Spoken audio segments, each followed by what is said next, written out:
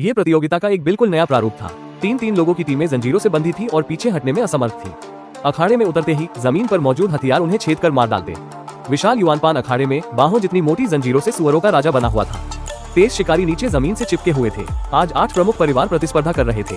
विजेता को सैन्य नेतृत्व की एक इनाम मिलेगी। नियम सरल थे। प्रतिभागियों को गोल पत्थर के खतरों से बचना था और अगले दौर के लिए अर्हता प्राप्त करने के लिए विरोधी टीम के शीर्ष 3 में सफलतापूर्वक पहुंचना था। जैसे ही वे मंच से उतरते, तलवारें टकराने लगती। जंजीरों से एक छोटी सी फिसलन पूरी टीम को कैंडी हॉर्स स्टिक की तरह छेद देती। ऊपरी हाथ पाने के लिए प्रमुख परिवारों ने अपने अनूठे कौशल का इस्तेमाल किया। कम युद्ध शक्ति वाले एओटियन परिवार का पैर फिसल गया और वे सबसे पहले पूरी तरह से मारे गए।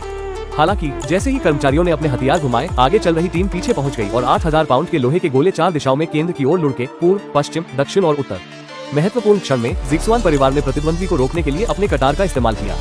जिन्होंने तेजी से प्रतिक्रिया की, उन्होंने लोहे के गोलों को चकनाचूर करने के लिए अपने हल्के धनुष का इस्तेमाल किया। जिन्होंने धीरे धीरे प्रतिक्रिया की, उनके हथियार गेंदों से कुचल गए। हालांकि वे बच गए, उनके हथियार जंजीरों में फंस गए और हिलने में असमर्थ हो गए।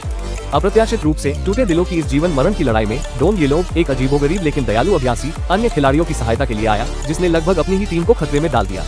जिक्सवान कबीला सफलतापूर्वक दूसरे पक्ष में पहुंच गया। यिनसुन कबीले ने बेरहमी से अपने साथी का सिर काट डाला, जिससे अन्य पराजित कबीले संकट में पड़ गए। उन्हें कमजोर और जानवरों की तरह गरिमाहीन करार दिया गया। जीवित रहते हुए भी उन्हें और भी बड़ी मौत का अपमान सहना पड़ा। बाद में अधिकारी ने विजेताओं को पुरस्कार देने के लिए एक गुरु को भेजा। चू हुन इस अवसर का लाभ उठाकर एक गुप्त हमला करना चाहता था, लेकिन डोंग येलोग ने उसे तुरंत रोक दिया।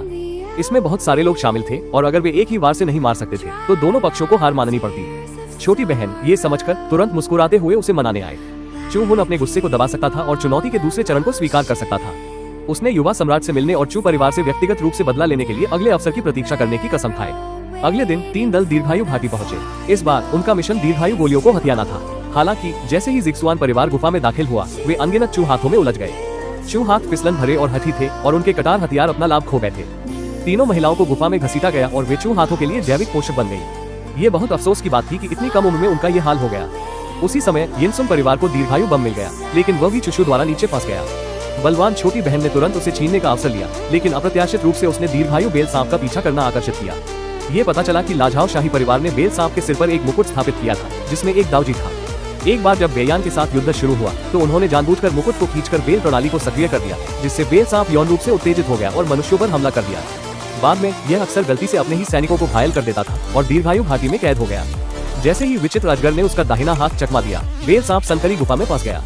उसकी चीखें सुनकर इस कमजोर मशीन के इरादे फिर से नेक होने लगे और उसने कहा, वो वहीं फंस गई है, मर जाएगी, मेरा इंतजार करो। ये लोग ने गुफा को आधार बनाकर मुकुट में हुक फंसा दिया। फिर तीनों ने मिलकर तेनशे को उसके सिर से बेड़ियां छुड़ाने में सफलतापूर्वक मदद की।